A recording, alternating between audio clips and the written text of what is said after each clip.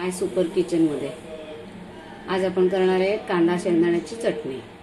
तेव्हा आपण आता शेंगदाणे पहिले ओव्हन मध्ये भाजून घेत आहोत।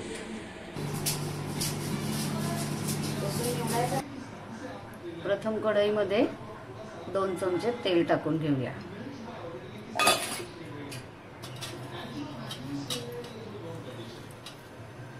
तेल तापले आता त्यात आपण थोडे जिरे टाकून घेऊया।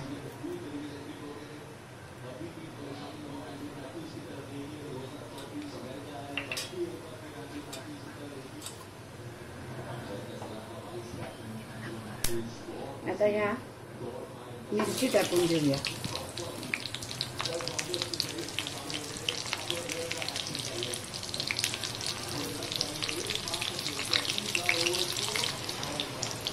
आता हा उभा कापलेला कांदा परतून घेऊया। 2 ते 3 कांदे घ्यायचे। कांदा शेंगदाण्याच्या चटणीमध्ये कांद्याचं प्रमाण हे जास्त पाहिजे। चटणी आपण पोळी बरोबर थालीपीठ बरोबर अशी खाऊ शकतो।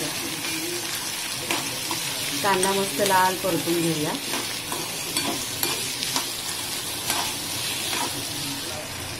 कांदा लाल परतेपर्यंत आपण तोपर्यंत हे शेंगदाणे भाजून घेतले त्याची आता आपण सालं काढून घेऊया।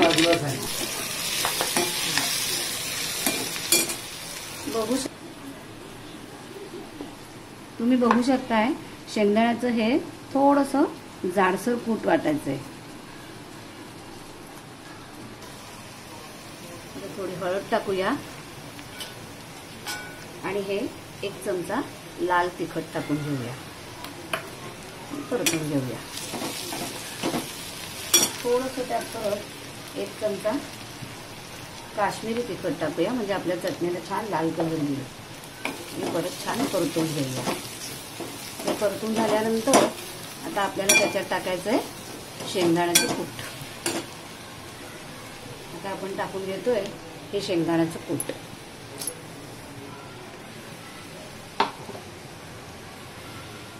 आणि आता परत ते छान मिक्स करून घेऊया।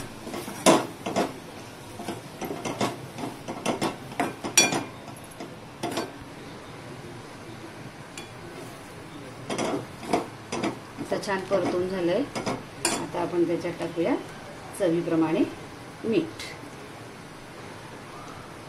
आणि थोडी कोथिंबीर टाकून घेऊया। त्यानंतर त्याच्यात टाकायचं थोडंसं पाणी कारण आपल्याला ओलसर चटणी करायची आहे। आणि ते परत मस्तपैकी मिक्स करून घेऊया।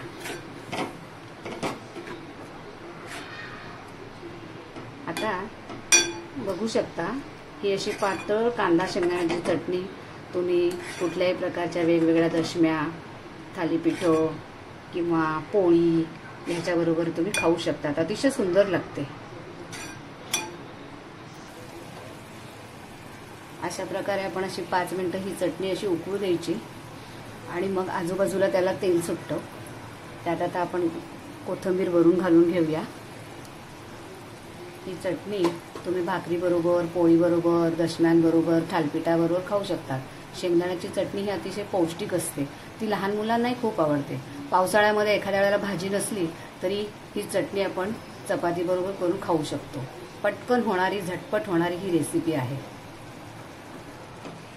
अशा प्रकारे ही छान कांदा आणि शेंगदाण्याची चटणी झाली बघा। एकदम मस्त सुंदर चटणी झाली आहे। तुम्हाला पण ती आवडेल। करून बघा खाऊन बघा आणि मला कमेंट्स द्या। लाईक शेअर सबस्क्राईब करा।